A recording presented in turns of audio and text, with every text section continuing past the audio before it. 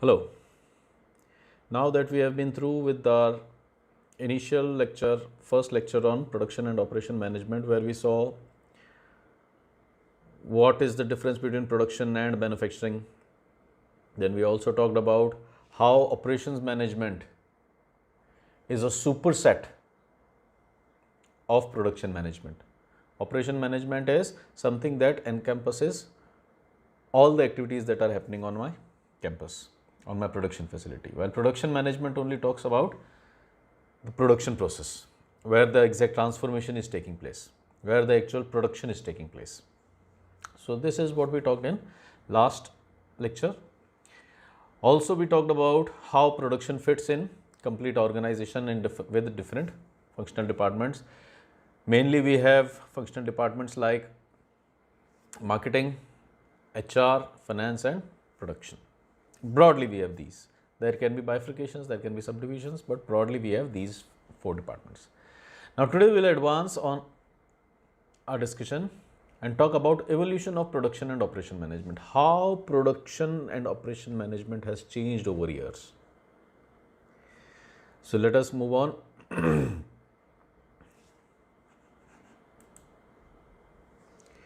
With evolution of production and operation management. Now if we see, we can broadly divide the complete evolution into four stages. First one would be a stage with production focus. By and large we can say that it started in late 1700s and lasted up to late 1800s. So around 100 years or so. This was a period of production focus, where the organizations were putting their emphasis on production. The complete emphasis was on production. So first we'll talk about these four eras and then we'll see what was the difference in all these four. So production focus, we can say, is the first era where the focus was on production. It started somewhere around in late 1700s and ended in, rather we can say lasted up to late 1800s. The next we have cost focus. Cost focus started in late 1800s and lasted up to late 1900s. So almost we can say that this was an era that again lasted for somewhere around 100 years. So these were the two major eras, where firstly the focus was on production, secondly the focus was on cost. 1700 to end of 1800 we had cost focus. 1800, late 1800s to late 1900s we had a focus on cost. These were two major eras where we saw evolution of production and operation management. Various theories, various algorithms for sequencing, scheduling that we see came in those eras, these two eras. Then 1970s to 1990s, this was an era where the focus shifted from production and cost to completely on quality. This is the era where terms like total quality management started coming up. This is the era where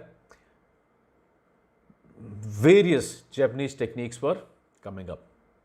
This is an era where the industry was trying to find its feet once again after the Second World War.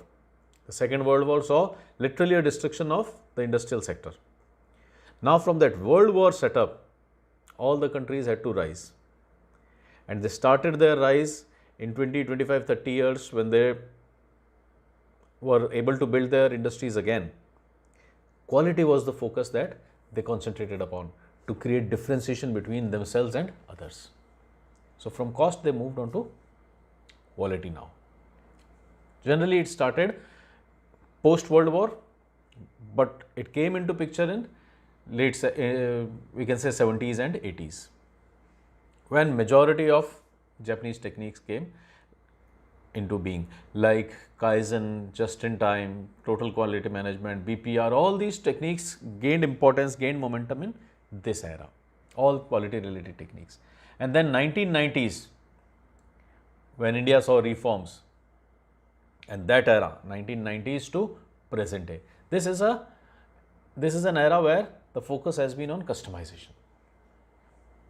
Customize everything to the customer's needs. Gone are the days of standardization. Today everything is customized. So these are broadly 4 eras where we can say that how production has evolved. So late 1700s to 1800s, early industrial revolution, production focus. Late 1800s to late 1900s, cost focus, where everybody was trying to optimize upon costs. Not exactly late 1900s, but somewhere around late 1900s, 1960s, 70s. Then 1970s to 1990s, it was a quality focus era. And then 1990s to present day, it is a customization era. Focus has been on customization. Now, what is the difference between these 4 eras or these 4 focus centers? When we say production focus, that was a time when industrial revolution was happening. Not everybody was producing anything, not everybody was buying anything, not everybody was knowing about anything and everything. Because that was the time when things started coming up. That was the time when your industrial revolution happened, your engine came into being, your electricity came into being at retail level. That was the time when everything was spreading. So at that time what happened? Not everybody was producing. There were very few players, and those few players held monopoly. Their complete focus was on production. All they were concerned about was produce, produce and produce. Because if they'll produce, someone will buy, because no one else is producing. It was literally a monopolistic kind of era where there were very few producers, and therefore they were not concentrating on anything else like cost, quality or customization. They were the sole producers, so they were producing because they knew that it will sell. So this is an era characterized by a focus on production only.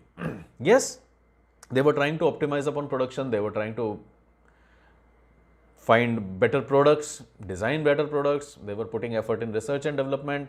Industrial revolution was happening, so definitely new production techniques were coming, new products were coming, but then the focus was mainly on production.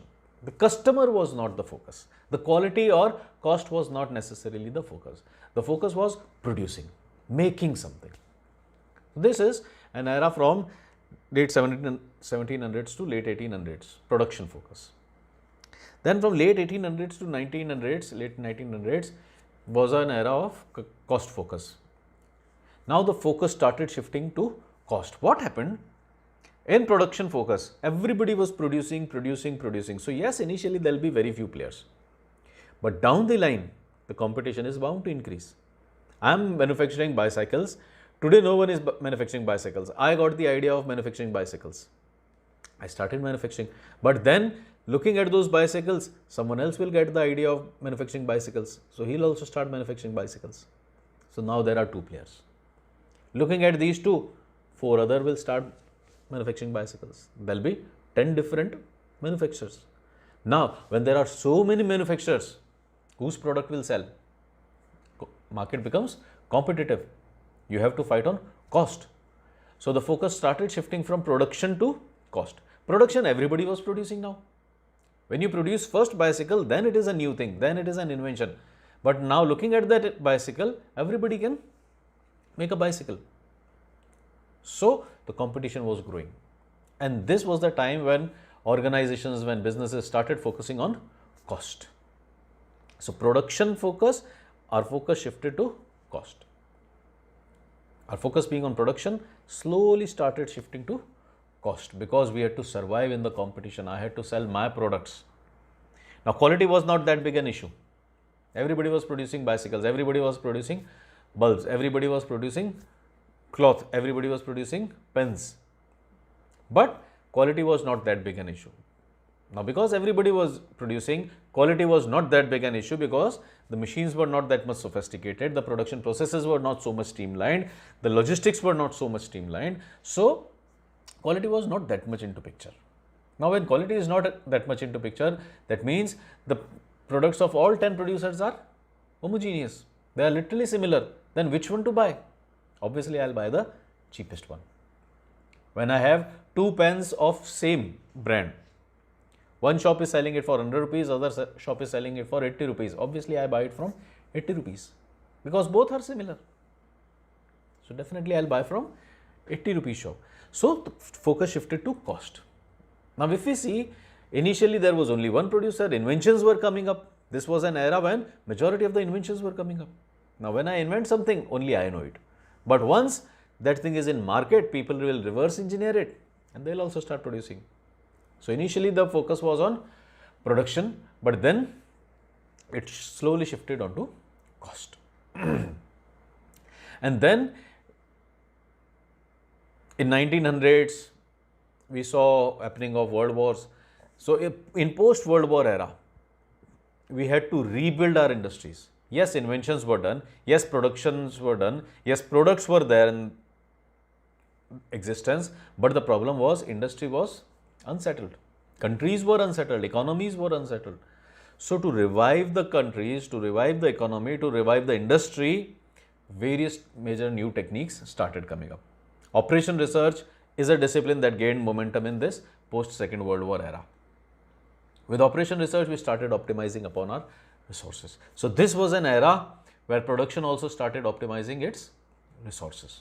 But with that, all the technology of 200 years and optimization of resources, everybody was doing that thing. So now what? How do I differentiate myself? When everybody is making same kind of pen, same kind of paper, same kind of cloth, I started buying from the one who is selling me for less cost, 80 rupees. I started buying for 80 rupees. So fine, up till now there was no issue. But then when everybody started selling at 80 rupees, how do I differentiate myself? Because I am selling at 80, the other will also come down to 80, other will also come down to 80, market rate will come down to 80. Then how do I differentiate myself? Everybody is selling at 80. How do I ensure that my product will sell?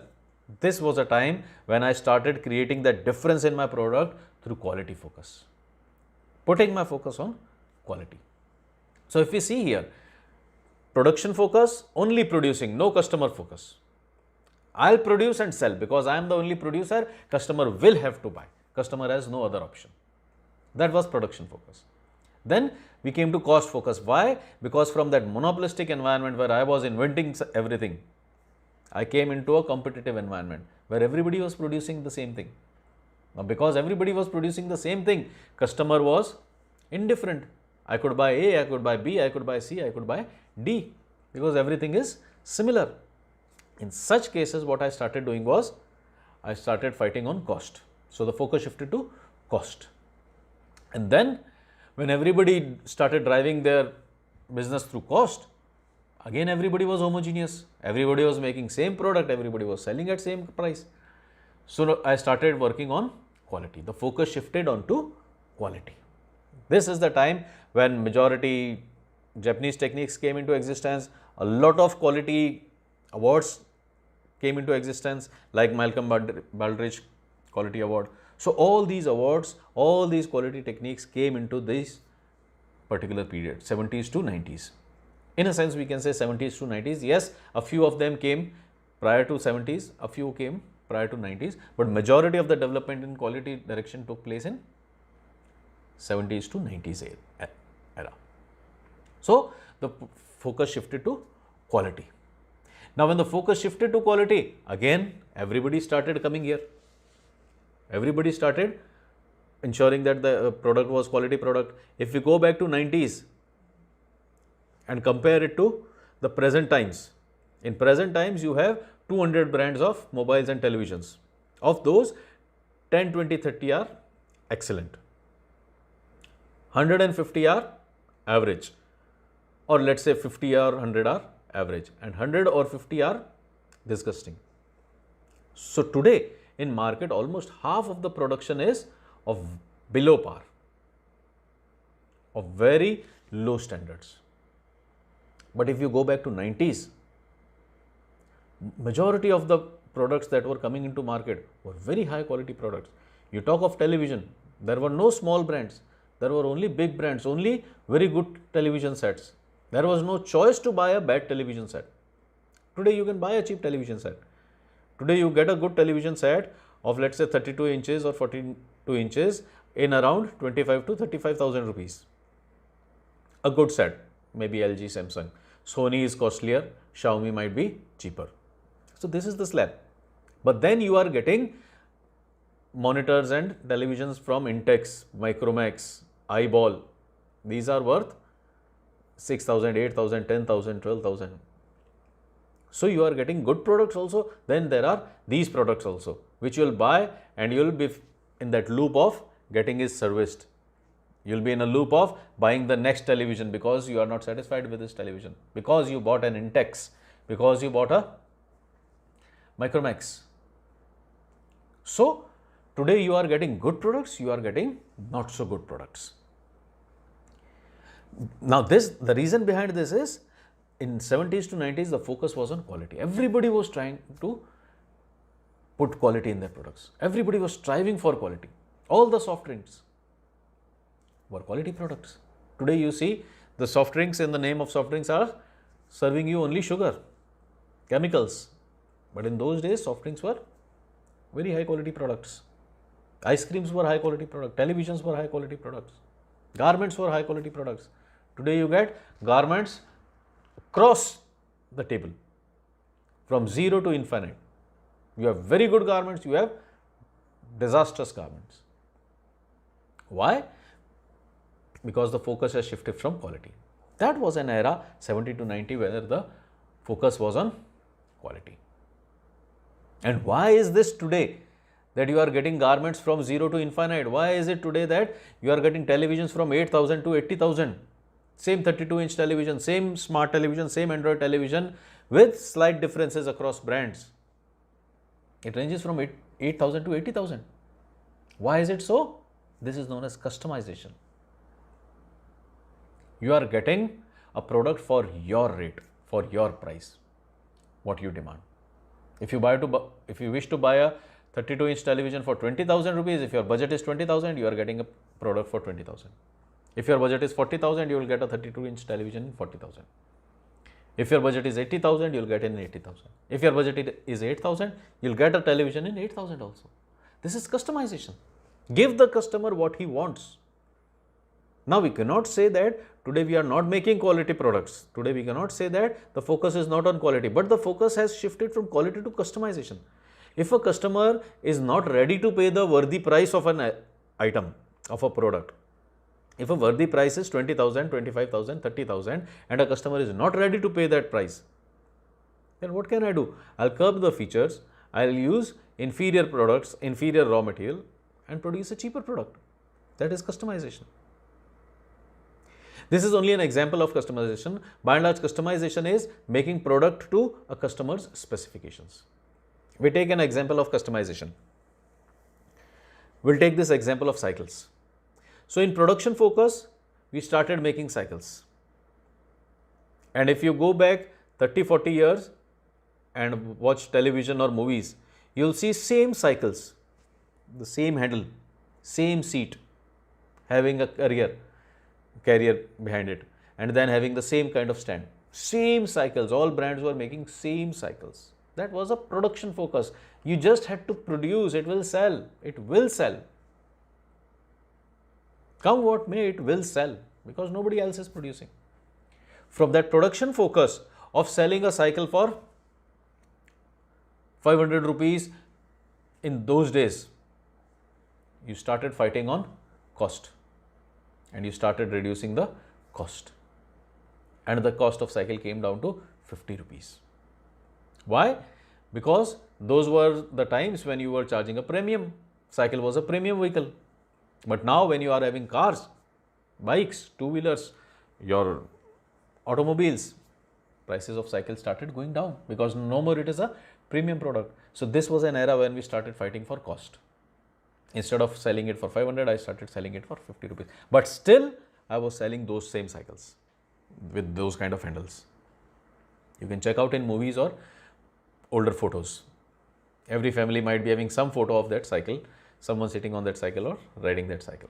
So that was cost focus. Same cycle for 500, production focus.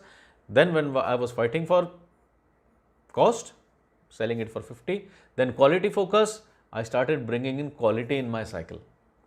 Tires were starting to gain quality. High quality tires, high quality seat, comfortable hand grips. Earlier it used to be handle because you had to steer the cycle. But now you had grips on handle.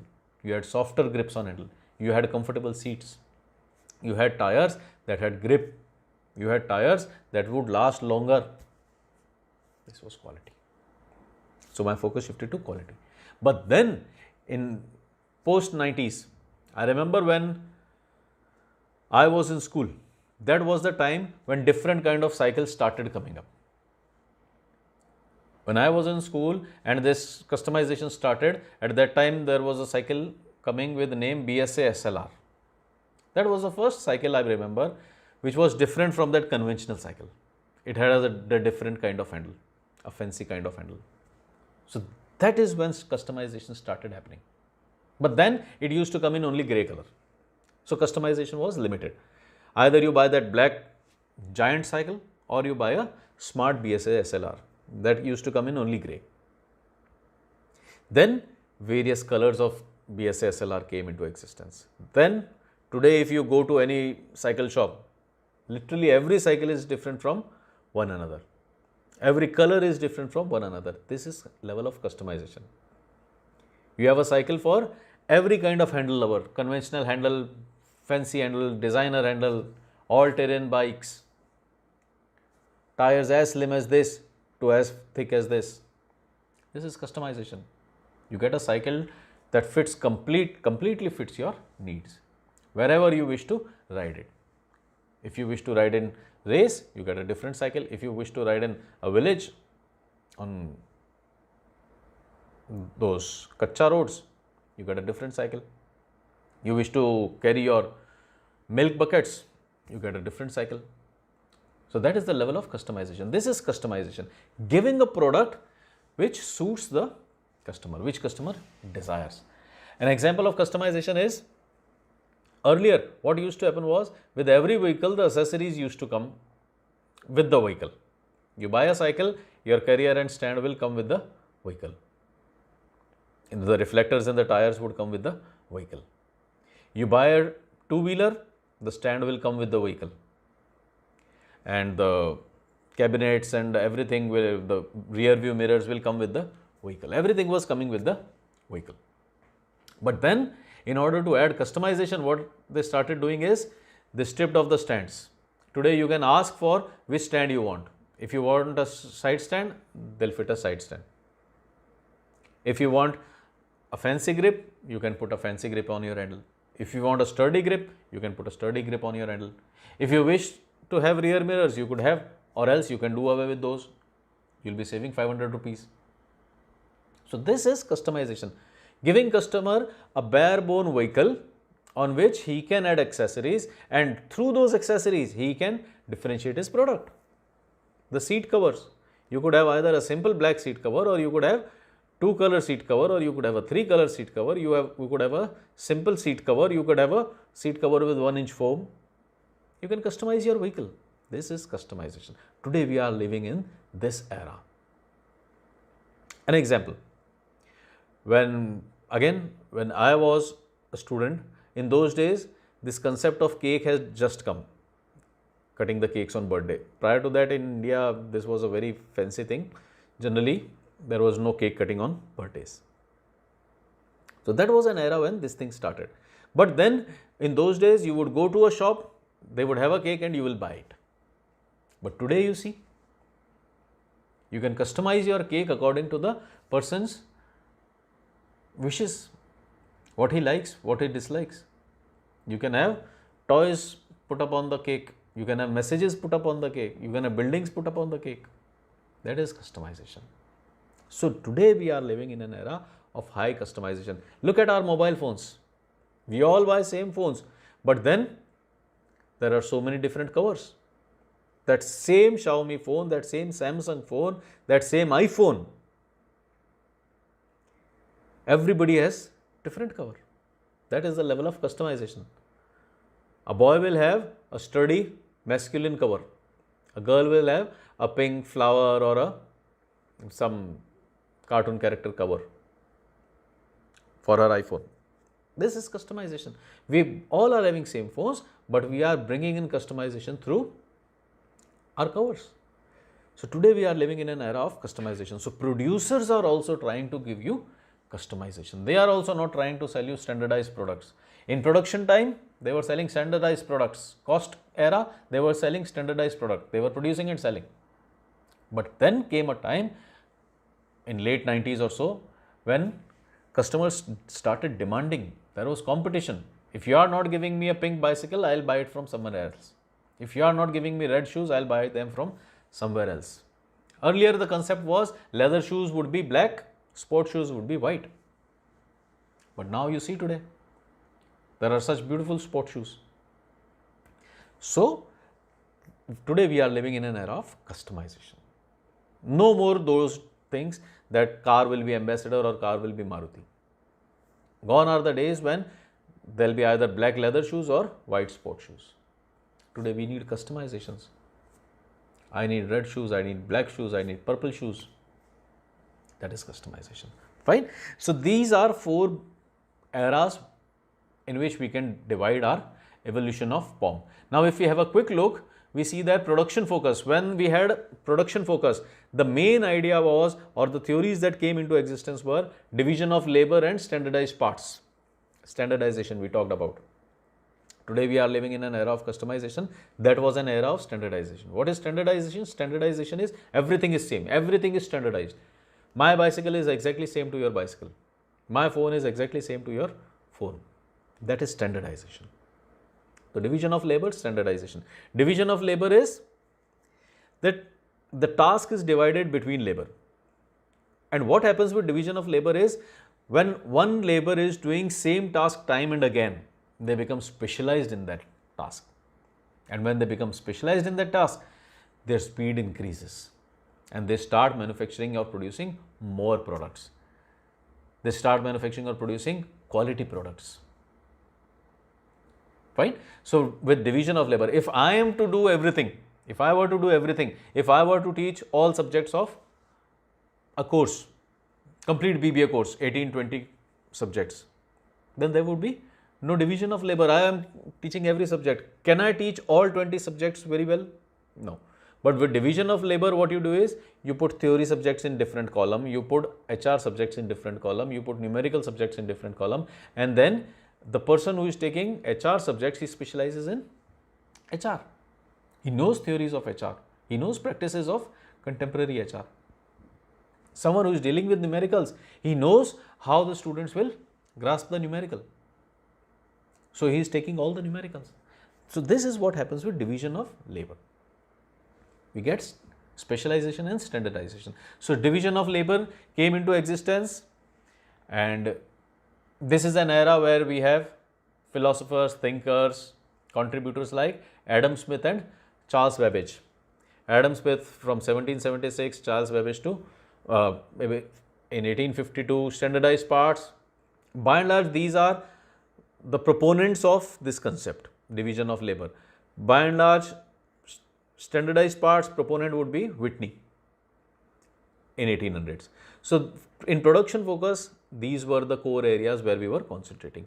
Then when we talk of cost focus, we see that our focus shifted to scientific management, assembly line, Gantt charts, motion study, quality control. First digital computer came into existence, PERT and CPM, material requirement planning, computer aided design, flexible manufacturing system. This is literally the syllabus what we will be studying. These are the topics literally which we will be covering in our sessions to come. Scientific management, proponent could be Taylor in 1881, assembly line, Ford, 1913, Ford and Sorenson, Gantt charts, Gantt in 1916, motion study by Frank and Lillian. So, this is how it evolved. Now, what was scientific management? What was assembly line? Gantt charts. Gantt charts are pictorial techniques. Assembly line is, assembly line we will be talking in detail in our sessions to come. Assembly line is where the production passes through an assembly line.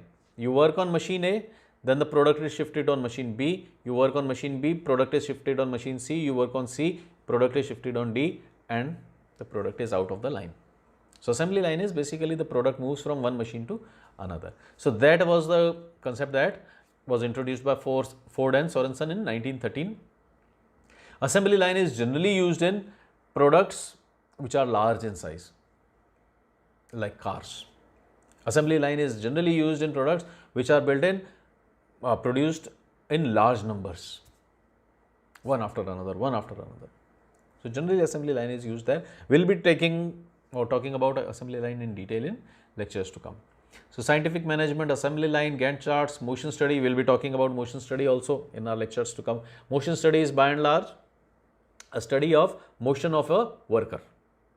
How my fingers are moving, where am I resting, what are the jerks in my motion, if I am driving something, what are the jerks, where is my hand going again and again, how many times I am sitting and standing. So what are the motions of a worker in a shift, 8-hour shift, 10-hour shift, 12-hour shift, whatever is the shift, how many times he sits, how many times he stands, all those things. So motion study. So we try to optimize upon that motion. How can we make that motion comfortable for the worker? So that is motion study. Quality control, of course, we try to incorporate quality into our products, quality into our operations, quality into our logistics, packaging, everywhere. So that is quality control. Then first digital computer came into existence in 1938. So when computers came into existence, slowly we started shifting our design process to computers, which we can see in computer aided design in 1970. So in 38 we had our first computer, sorts of computer, and through evolution what happened is by 1970 we had computer aided design. We started designing on computers because designing on computers is definitely cheaper and faster. Imagine designing an aeroplane and then saying that no, it is not worthwhile and dismantling it. It is such a costly affair that the design is not perfect.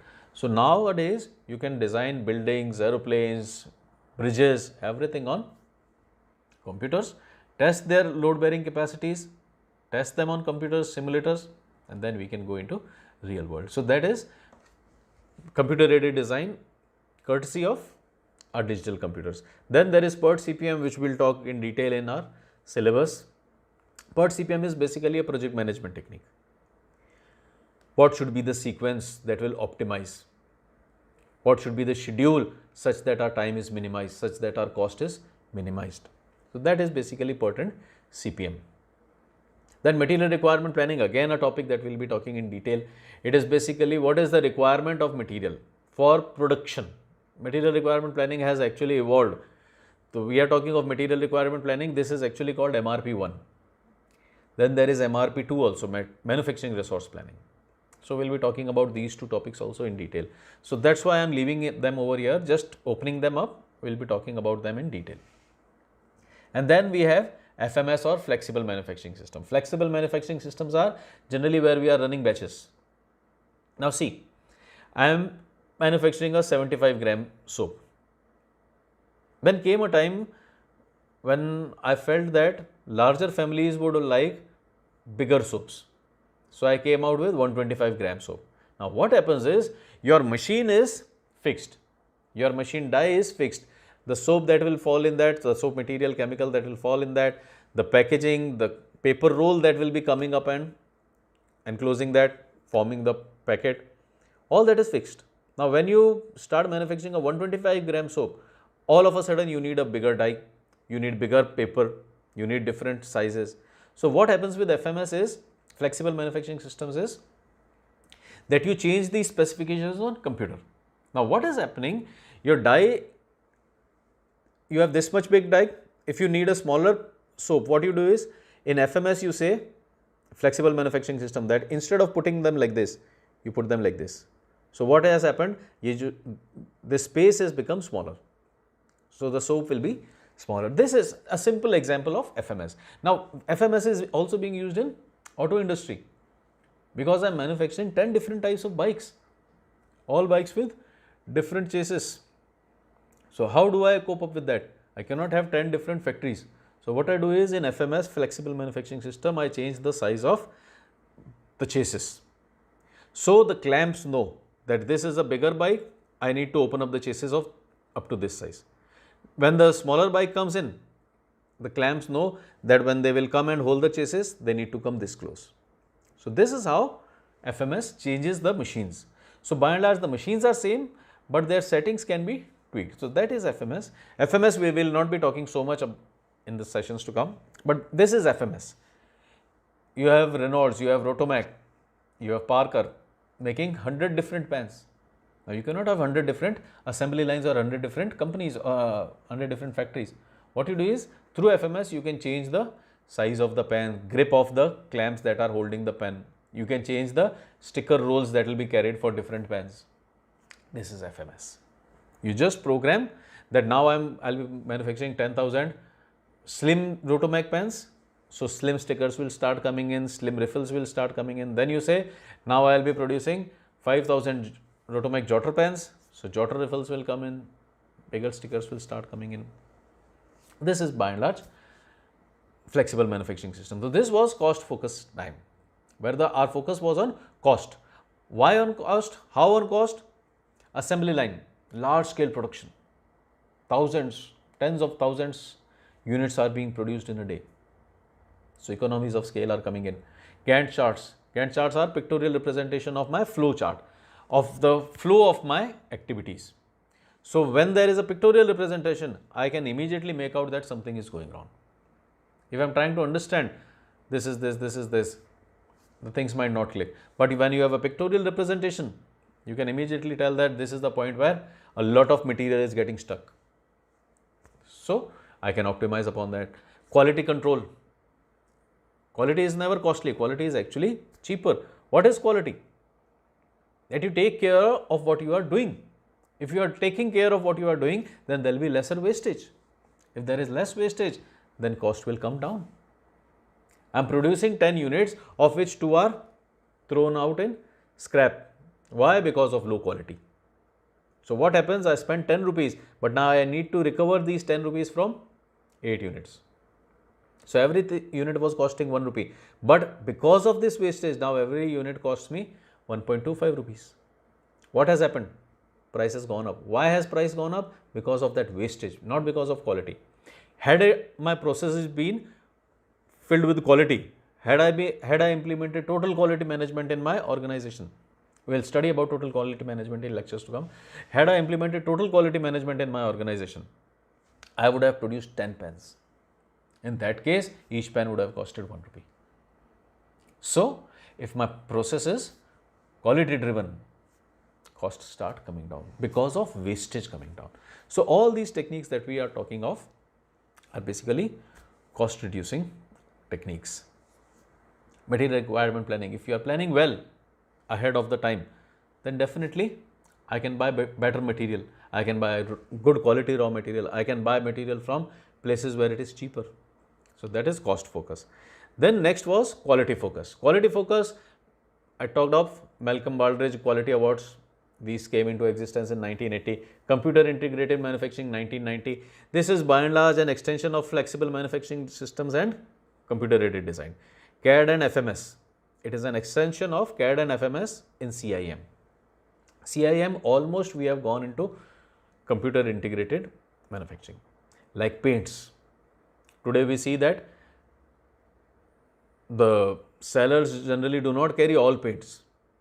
They only carry mixtures. What they do is they carry the shade card, you pick up your shade and they will mix it over there. So that is not done manually. Again, I remember when I was a child, when you would get your room painted, house painted, they would bring the color, they would mix the pink color in white. Okay, this is darker, they would put white color. Okay, this is lighter, they would put pink color. Gone are those days. You just put your hand on one shade and that shade will be set by computer. So this is computer integrated manufacturing. Computer integrated manufacturing is the reason of precision instruments that we are getting these days. You look at mobiles, how well their screens are cut, how well their bezels are stuck with the screens, how well the body is finished of a mobile. So this is a result of computer integrated manufacturing. So Baldrige Quality Awards, these awards were introduced to act as an incentive for someone who is doing quality work. So Baldrige Quality Awards, there were many other awards also, and then finally globalization in 1992. This is an era where India also introduced reforms and world also saw globalization, because everybody in this world was trying to recover from the depressions of 1980s. So, world literally saw a very bad depression in 1980s, and in order to recover from there, globalization was seen as a result. That we could all help each other, we could all grow together through globalization. So, this was an era where the focus was on quality, and then finally we are today in customization focus, internet and mass customization. Everything is working through internet.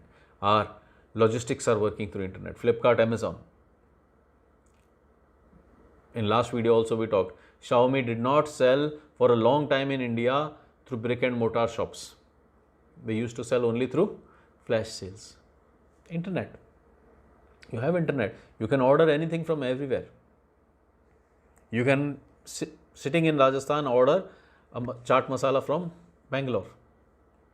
This is internet. So, today we are living in such an era. This is a part of supply chain management.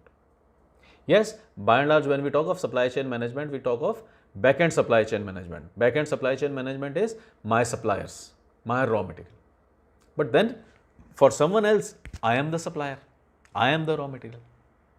So, this is supply chain management, and internet has changed supply chain management in big way.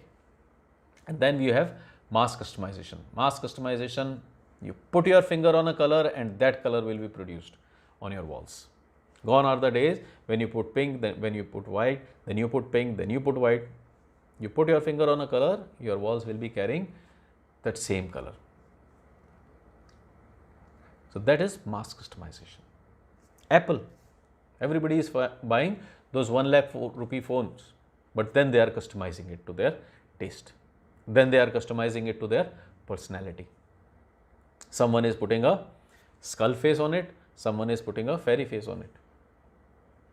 So, those are the covers for iPhones. That is mass customization. So, today we are living in an era of mass customization. So, on this note, we will call this lecture off, and we will talk about how production and operation has evolved, certain other aspects related to production and operation management in lectures to come. Thanks for watching. Bye bye. Take care.